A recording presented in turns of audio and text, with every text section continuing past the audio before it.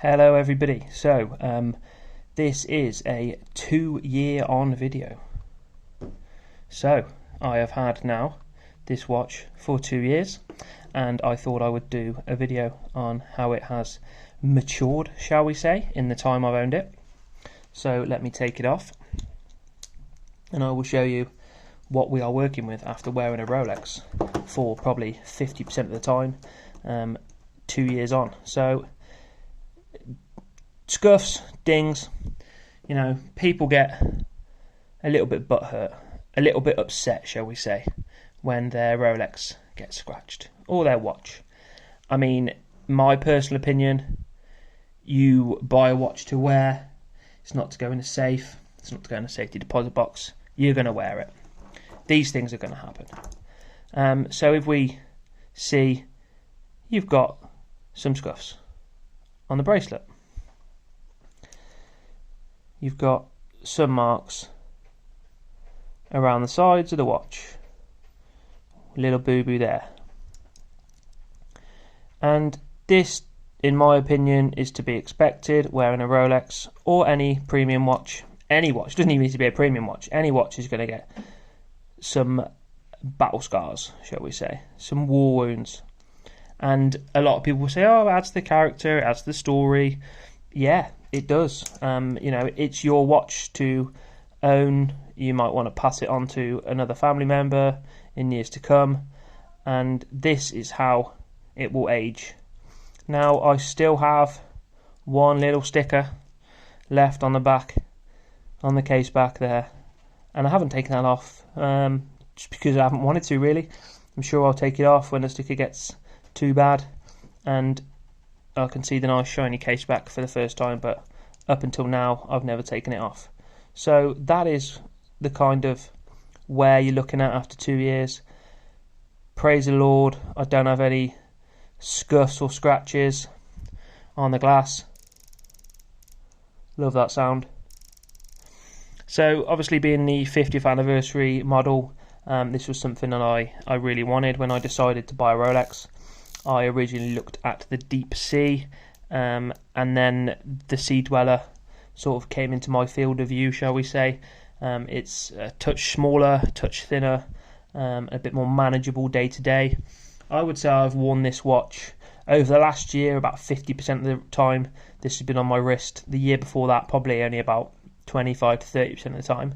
The longer I've had it, the more I've wanted to wear it and enjoy it, really. It's a stunning watch, and I've really wanted to wear it. And one of the misconceptions about owning, shall we say, a premium or an expensive watch is that people will notice, people will comment. They don't. No one gives a rat's ass about what watch you're wearing.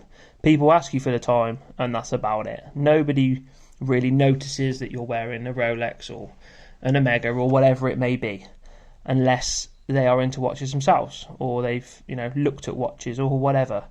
Very, very rarely will somebody go, the only thing they want to know once you've got a Rolex is how much did you pay for it, what's it worth? And obviously to a lot of people that's not something they want to talk about. To me, I don't really talk about it. They'll often guess what might it be worth, and if they're close I might say, yeah, you're close, but it's not something I really talk about. It's not something I want to be gloating or bragging about. So that's just my opinion.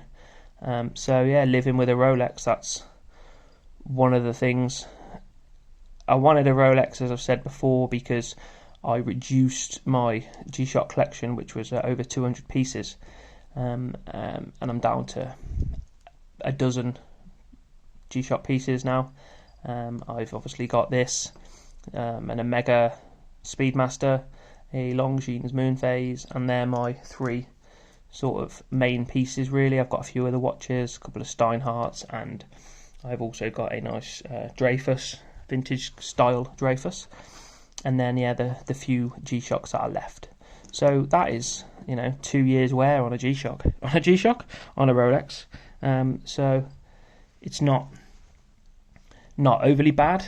Maybe if I wore it every single day and I was a builder or I was a tiler, it would have more damage on, but I'm a chef. I'm not worried about wearing it. it's insured. I'm not really particularly worried about losing it. The only thing that would upset me is, if I couldn't replace it, because it would be hard to replace this model. Obviously, I'd have to buy in a grey market, and it would be the price of grey market would be more than the insurer would replace for, I imagine. But fingers crossed, we never get to that point. So, hope you've liked the video. Hope you've had a good nose at my watch, and you've heard my thoughts on wearing it, and you like the video. So, my watch videos are much fewer and more far between than they used to be. I've taken a different avenue with my YouTube channel, which I'm sure you're aware of. And thank you very much for watching. Subscribe to my channel, and take care. Bye bye.